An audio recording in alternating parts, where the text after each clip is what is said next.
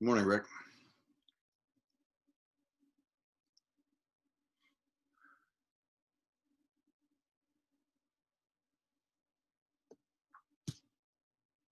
Whoops.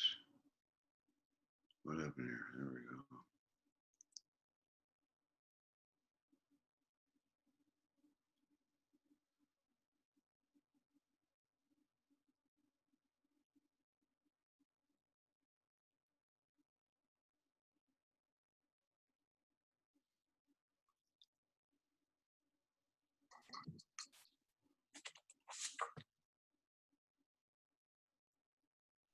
Good morning.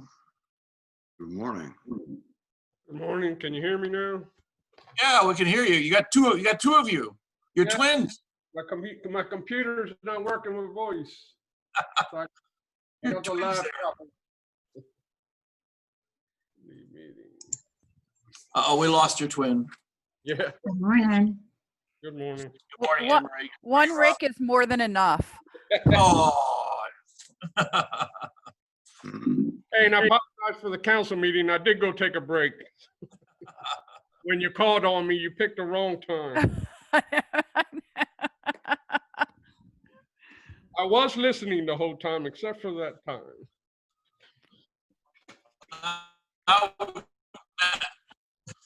Now we're only getting part of your conversation.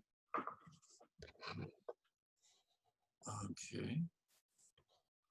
All right.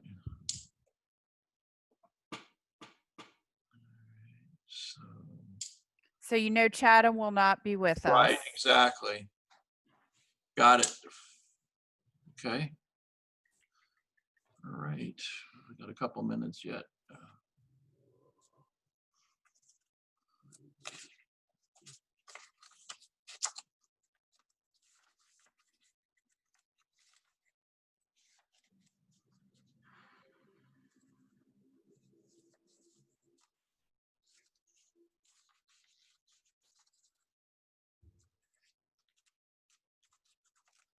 And we know Cheryl won't be here either. Right. So, we're missing Darren though, and Joe Stormer.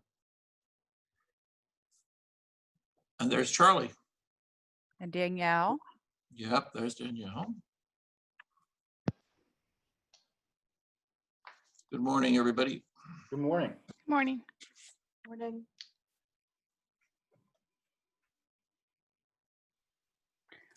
I'm probably going to stay on mute for the most part because we've got people installing a heating system. Oh, well, just in time because it's going to get cold tonight. Right. Well, it won't be ready tonight. So It will not be. You'll still another cold. it's a day. It's a 2-day install. That's Oh. okay. It's upstairs. Okay. It's just Kevin. It's not us. He's young. He can He can come down if he wants, but sleep on the sofa. Hello, Lorraine. It looks as though you've got low heat in your office based on that jacket you wear. We bundle up.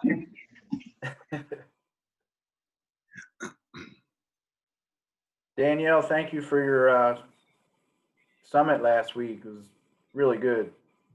Worked out well. Yeah. Oh, good. Yeah, I'm glad. Yeah. Virtual is just a whole big different ball game when you've got that many people trying to log in. Yeah. Did it go well from your perspective? Yeah, it did. We had 200 folks log into at least one of the sessions, so that was pretty good. Which one was the best attended? The opening one?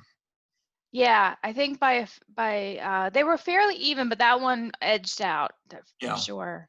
Not Yeah. surprising. That Yeah. was a I find- good one. I thought Troy did a good job with that one. Yeah. I find the virtual presentations very difficult. The webinars, even pre this, because you can't see the audience. Yeah. So you Yeah. can't, like, I tend to interact and I go by faces and is it time to move on or do they want to delve more into this? And you don't get that when you're doing a webinar. Yeah, Well- you really don't. Yeah. And when they have the slide, when you have the slides up, you lose the interaction of the person who's doing the presenting. Right. You know, so Yeah. you don't really get their involvement in it or their reaction to the topic. But it And was plus, the summit is always a big, it's always a great occasion to network with others. Exactly, yeah. In between the different sessions. We knew we weren't going to be able to replicate that. We tried to Nope. have the breakout sessions to just give you a little bit of face time to folks. But yeah, it's just a whole different ball of wax. did the network or the smaller breakout sessions work at all? I mean, Yeah, I mean, were you in on one of them? I did the first one, and then I didn't do the others. So So the first the breakout first break- session, the first breakout session I was in, which is the economic resilience one, there were two folks on it that were just in the background, like they had logged in, but then left the room or something. And that was awkward in my breakout room because then there were just a fewer number. The other two that I did were really lively and, engaging. And then when we surveyed the other planning committee folks and facilitators, we had more breakout sessions that were very productive than that, but we had a couple of those, duds, I would call them. Well, I see Darren's joined us now, so that's good. We're still missing Joe Stormer, but Joe, I don't know where he is, or if certainly he was included in the invite. He's not in the attendees, so he's not, at least I don't know who 302-245-2799 is, but if you could identify yourself, that would be good.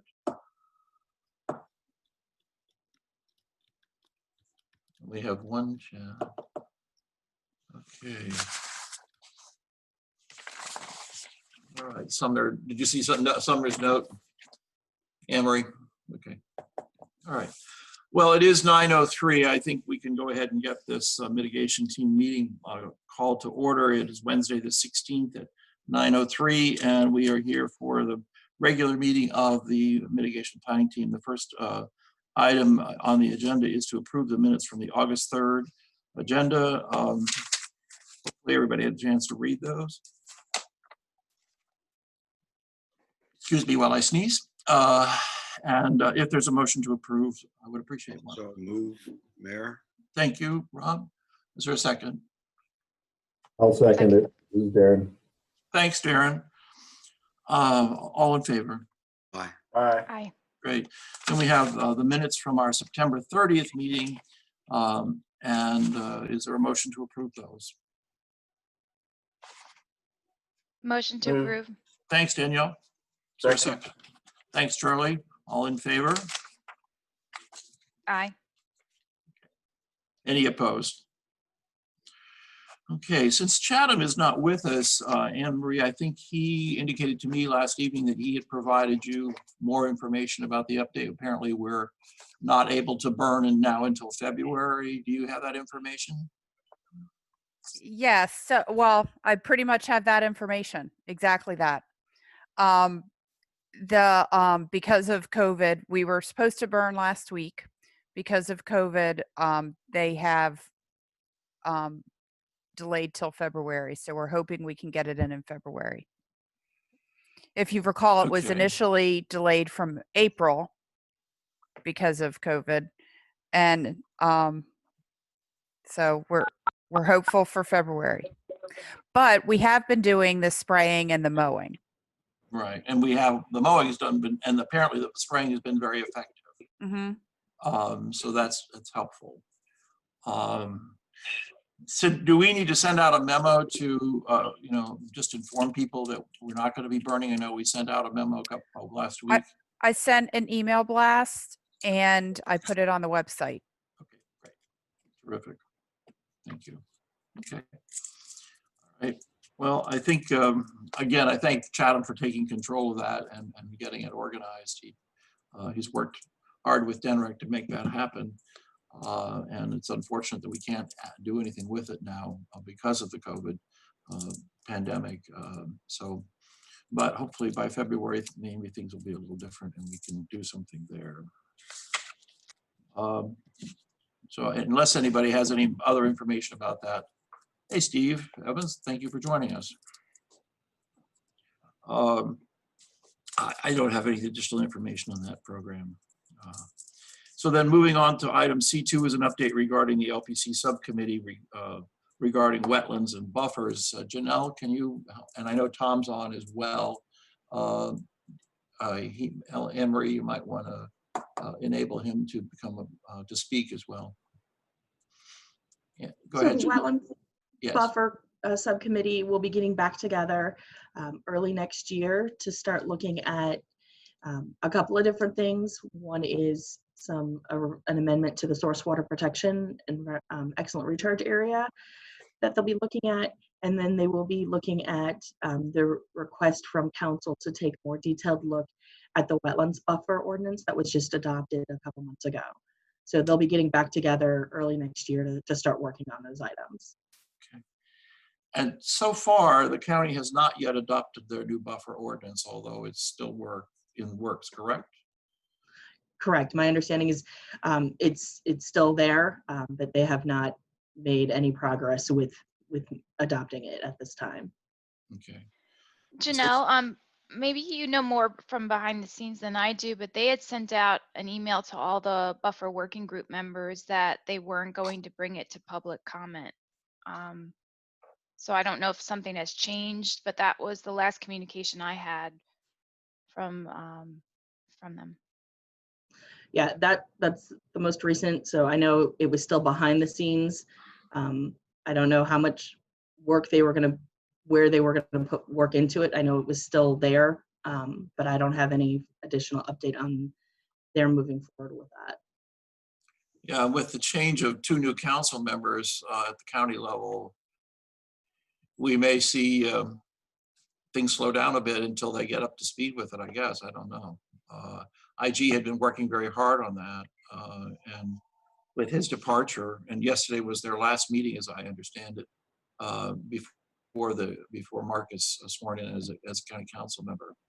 So Yeah, the day after the primary, Todd Lawson emailed the working group members to say it was not going to go to a vote, not going to go to public process. And as a working group member, I've not had any other communications sent to me on that topic. So if there is any updates, they haven't shared it with the working group. I did meet with Mark Schaefer. He seemed very interested in it, in the ordinance that was being written, but obviously he had more to learn about it. But he did speak that he was aware of it and was paying attention to it. So hopefully that means he's a little more up to speed than somebody who someone who has had no experience. I'm glad he's been watching it. So we'll see where that goes. So Danielle, maybe you can keep us up to date if we don't, since you're part of the working group, if there's any information that comes your way. Yes, certainly. If I learn anything, I'd be happy to pass it on. Okay, great. And then Tom, thank you for joining us. Maybe you had a very successful water workshop last week, and I think it was very well attended. You want to bring us up to date on that? Sure. At the peak, we had about 65 people. I think most of mayor and city council was there. Almost everyone from planning commission, and then a good cross section of the public. I think the presentations came over exactly what we needed. DENREC, University of Delaware, Sea Grant, and the other participants really did a fantastic job of tailoring the presentation to what we needed to focus on. I think the big takeaways for me are on several areas. The first one is, as I think we've all intuitively known, but we now have data to demonstrate, is the 1, 10, 100-year storm events. The probabilities associated with them are grossly non-conservative. The big example is that in the last 10 years, we've had 4 10-year rain events. And if you calculate the probability of that happening, that is not a random event. So based upon that, I think that the hydrology study that we had done, while it was very good, was using data that is probably not indicative of the current conditions, let alone the future conditions. The other big takeaway is that, and Jessica Watson from Conservation District did a fantastic job, but the Susquehanna Conservation District only gets to implement what comes down from DNREC. And there is no requirement to address sea level rise in stormwater pond design. So all the infrastructure that we're putting in the ground today is going to be obsolete or under-designed with the coming sea level rise.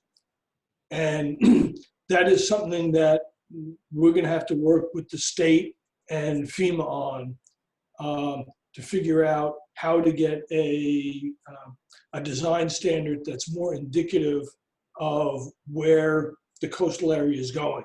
And this has some real serious health and safety impacts. You know, the structural integrity of a stormwater management pond is only required to hold the 100-year event. So after that, you know, and once you overtop an earthen berm, you lose all of its structural integrity, which impacts, you know, needless to say, the residents. The third takeaway was, and I realized it was the very end of the meeting, was on MS4. And, you know, the good news is that we are well ahead of where we're going to need to be for the next couple of years, assuming that we do become an MS4 district in the upcoming 2021.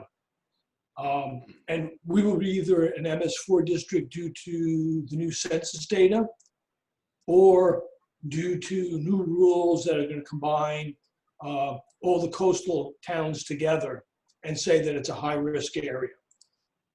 But while we at BPW were concerned as to what it was going to take to meet those standards, the first year or two is really inventorying and developing plans. And we actually have a good inventory of our stormwater system. And, you know, between BPW and the city, we're already addressing things like street cleaning, basin cleaning, and those type of items. So Gordon was very impressed with how far along we are. The other aspect is that even with the end state as it currently exists from the EPA, MS4 is treatment at the source, not at the discharge point. Going back to street cleaning and basin cleaning and, you know, no dumping into the storm drains. You know, we're not going to be required to put in any type of sand filtration or other filtration at the discharge points of our stormwater system, which would be extremely expensive and physically very difficult. So those are my big takeaways actually from the stormwater management, the sea level rise presentation last week. And we'll be meeting next week for the sea level rise to incorporate some of what we learned and the comments we got from the various agencies into the ordinance that we're drafting. Mayor, may I ask Tom a couple of questions?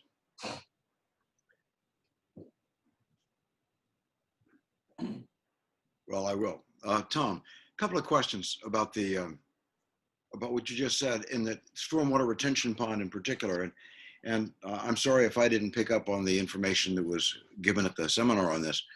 You said they're designed for 100-year storm events? Well, I didn't remember that. So there are, and Charlie can expand upon this more, but there are 3 different design levels: a 1-year, a 10-year, and a 100-year. And the 1 year, you have to be able to retain water on site. The 10-year, you have to maintain water quality. And the 100-year is more of a retention, structural integrity, design capability. Charlie, did I summarize that correctly? Yeah, the key thing with 100-year is that the pond holds the 100-year runoff event.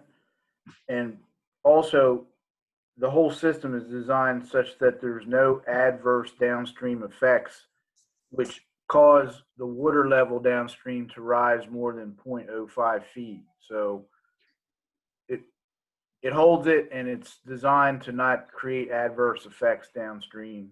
And who's And I'd just, also say that most ponds have some freeboard even above the 100-year level. So, I mean, when you think about sea level rise, keep that in mind as well.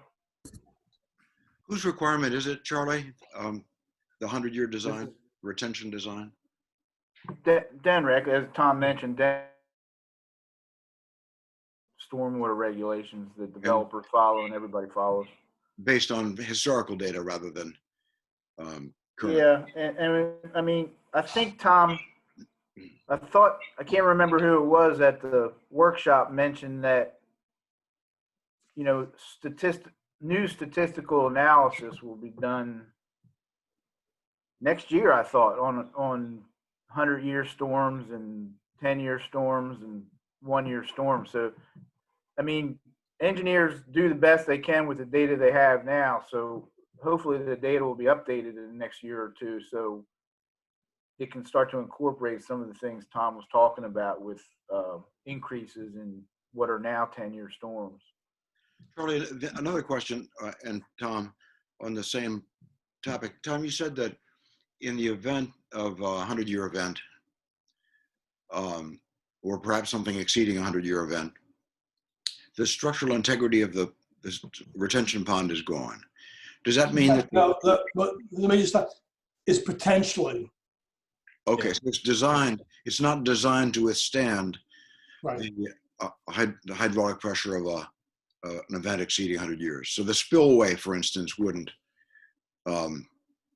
save the structure. Potentially, or the level would rise and it would overtop the outside berms. You know, there are multiple failure mechanisms, I think. Thank you. Okay. And Go ahead. to the point on precipitation, Kevin Brenson presented from University of Delaware, and he had the input of the Delaware State climatologists. They had discussed this, and they're trying to look at a way of combining data sets to give us better longitudinal data. And there's also discussion as to whether FEMA is going to do any type of an update, although from everything I've been hearing, there isn't a great deal of promise right now that FEMA is going to do that in the short term. Right. Thank you. Yeah, I think the whole implementation or moving forward with MS4 has been slowed down by the pandemic a lot.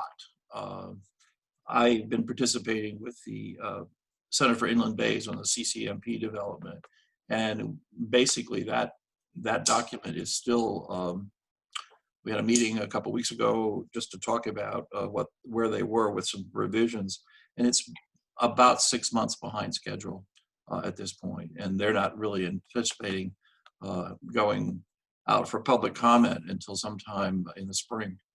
So it's slowed everything down, and so MS4 is certainly impacted by that.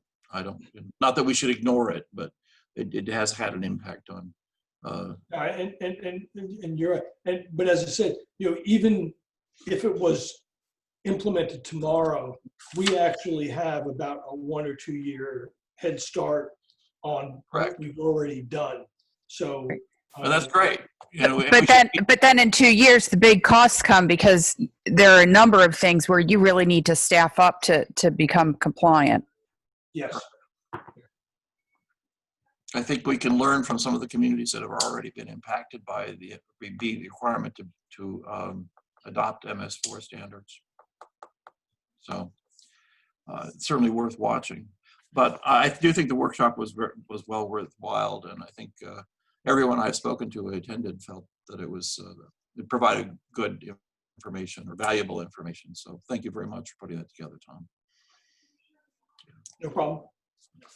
Janelle, you have anything else in terms of the Planning Commission regarding these two things that you want to share with us, or are we okay? Not at this time. Thank you. Okay, great, thank you. The next item then on the agenda is item C3, the upcoming NIMS training requirements and availability.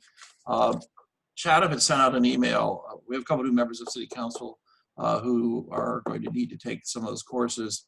Do you happen to have a schedule, Anne-Marie? I know our first ones are all taken online. Right. So I don't have the schedule, nor do I have because it also applies to staff of the city and BPW. So there are a few things that I don't have. One is the schedule of the things that are in person, which obviously anything that's in person is questionable. They could be doing them virtually. But also what positions need which training.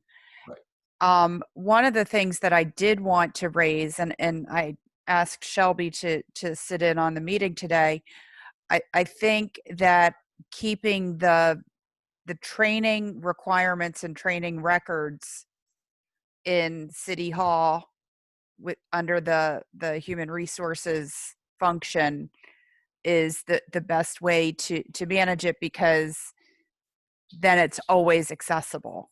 Right now with Chatham on shift work, you kind of got to wait until he's available. So I did want to, begin the process of transitioning the training aspect. And again, Chatham's going to be the person to make the determination of, based on the guidance from DEMA and FEMA, which positions need which levels of training. But in terms of maintaining the records, I want to start moving that over to the finance department under HR. I think that's an excellent idea. We have relied on Chatham to do that. At one point, I was looking for a record, and unfortunately, Chatham didn't have a copy. I was able to retrieve it from my own personal files, but I think having a central location that's more accessible in the personnel records is a good one. So anyone who takes a NIMS course, and I see Andrew's on, which I'm sure he probably will, or if he hasn't already, if you would make sure that you get your completion certificate filed with the city so we can put it in the records, it would be most helpful for future, because these are sequential courses and you can't take a 300 level course and you've taken the 100 and the 200 level courses. Right. And then I think the main point as it relates to the importance of the NIMS ICS training is that if we are not in compliance, we could be denied federal disaster aid. Correct. If we get a hurricane or a serious nor'easter or any other type of disaster. Mm-hmm. Okay. And along those lines, while we're talking about training, part of the note that Chatham sent me last night also included a comment that he would like for us to consider doing another tabletop workshop, and he would like to do it involving city employees as well as members of council, so that they know the roles and how to operate. That was one of the suggestions that came out of the last tabletop exercise we did, and he would like to do that. That's very hard to do by Zoom, but when Chatham is back with us, I think we need to look into doing a tabletop exercise. Not impossible to do, but it's going to require more effort to put it together as a Zoom workshop. Danielle, are you aware of anybody who's done any kind of tabletop exercises in this age of Zoom? You know, I guess I haven't asked that question, but I would imagine that there's some example.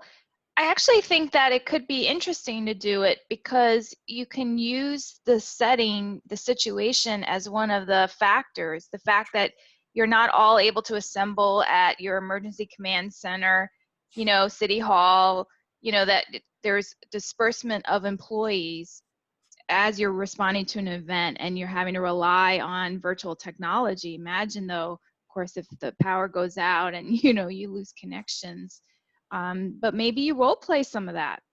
Right.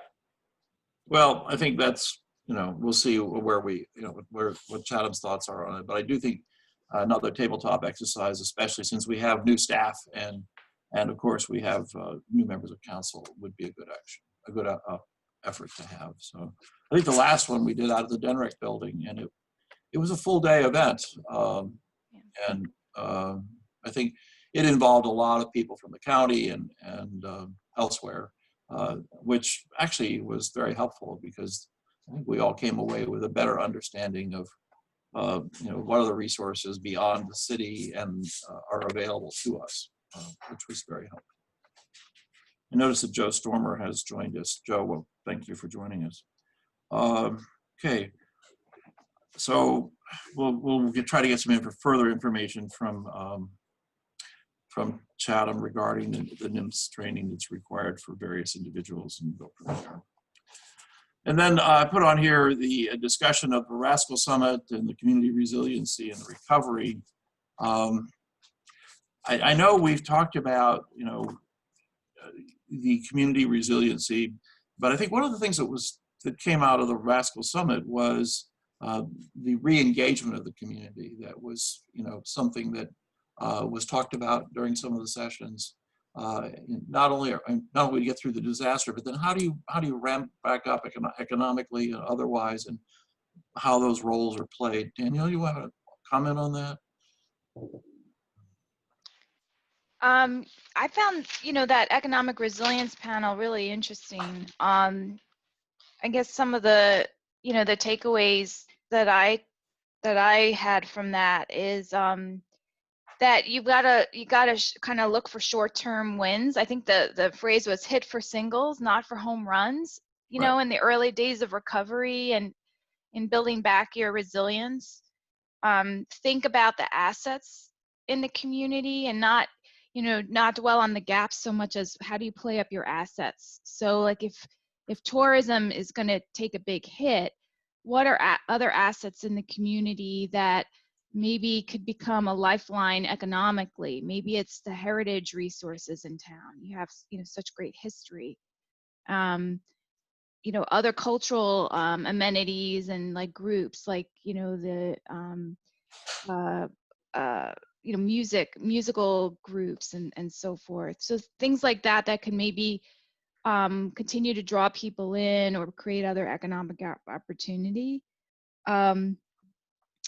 They also made a point of saying, you know, try to dedicate staff or a staff or more to recovery. You know, that there's clear authority given to somebody to kind of take that and run with it and provide input to the process and use a lot of transparency. That was important. And really have kind of a long-term vision. And that some of that, so there's like a short-term, you know, setting where you're doing, I think that's what you know, Lewis is doing a lot of marketing and outreach, like with those commercials on TV. That's been tremendous. And then medium term is kind of helping innovate and diversify the economic opportunities in town. And then over time, having to attract a workforce, you know, that like building and attracting talent. And they talked about remote learning being a great opportunity, that if more and more people are moving to our area, which I see it happening, you know, they maybe were from Maryland or elsewhere working remotely, and they're realizing I can work remotely here in Lewis. Well, what kinds of supports, you know, could be given to those groups? Like maybe more, you know, bandwidth, or like a telecommuting center that if they don't want to be in their house 24/7, they could go there sometimes and have office space. So any case, I think there were some really great opportunities that apply to a community this size of Lewis. I think it's been interesting over the last 18 months as we've gone through tabletop exercises that initially, several years ago, we were focused primarily on the event and getting through the event and being prepared for the event. And then we started talking about the idea of reentry, and we recognized that that was a gap that we really hadn't spent much attention to, and there were things that we needed to do to really develop a reentry plan, and how do you re-engage. And this discussion that happened at RASCL, I think takes it the next step, because it talks about a longer term resiliency, redeployment of your resources, and reutilization, or perhaps revisioning of a community as you go forward. And so I think it's interesting that this whole process of disaster planning has evolved along that continuum. And it's, so, and I think the pandemic has sort of fostered that in many ways, because obviously this is not a hurricane event that we're going through right now. This is, having a very deep impact on the community. And it requires a much more long-range thought process than getting through whatever, a tornado or a hurricane, and will have longer legs in terms of how it's felt by the community in the years to come. I mean, if the vaccine is effective and everybody gets it and we're able to go back to a more normal way of living, that doesn't mean that tourism is going to bounce back at the same level or the same intensity. And the other thing is that many people, as you said, are looking at how they're living and whether they can work remotely. I mean, we just heard on national news the other day that Google's now telling people that many of them will not be required to return to an office. So things are going to be different, and I think that has economic impact for this area, but I think nationwide it has economic impact.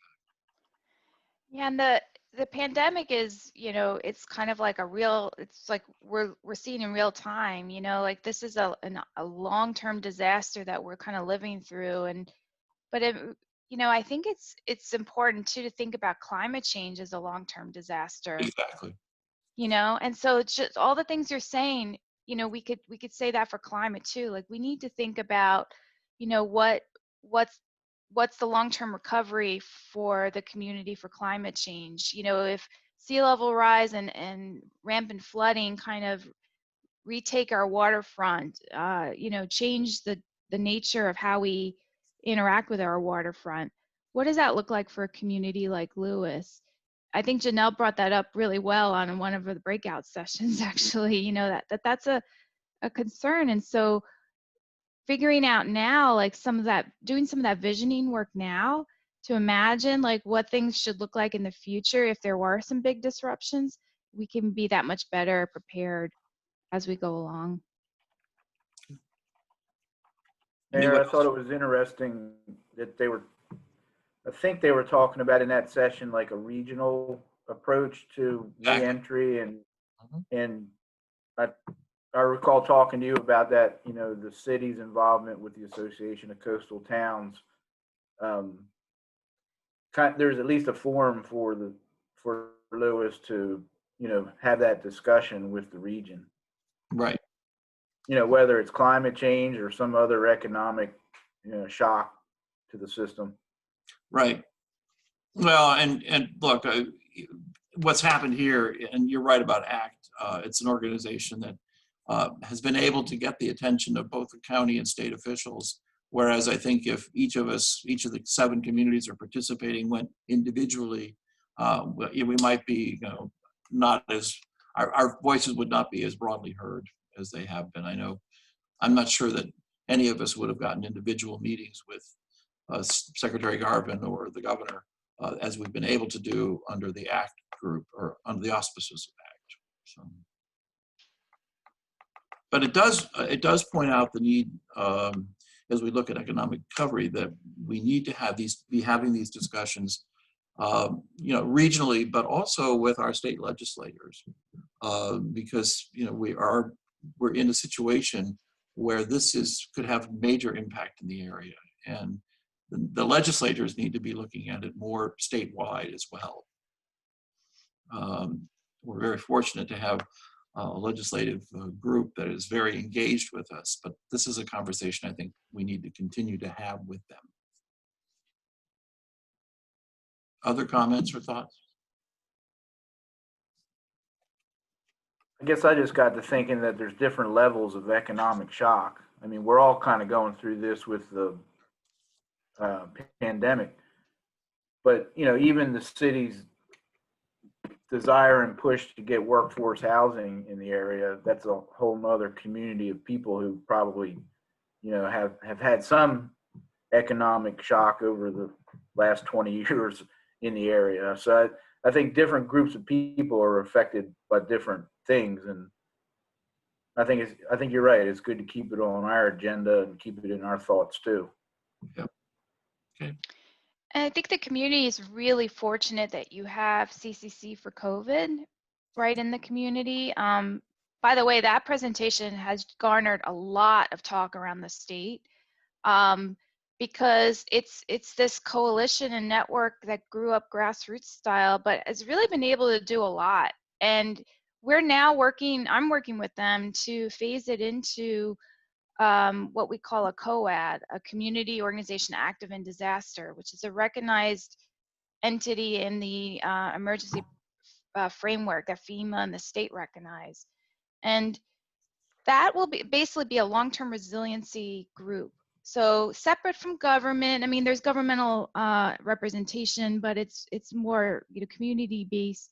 But it can really support economic recovery. It could support the social vulnerability needs we talked about.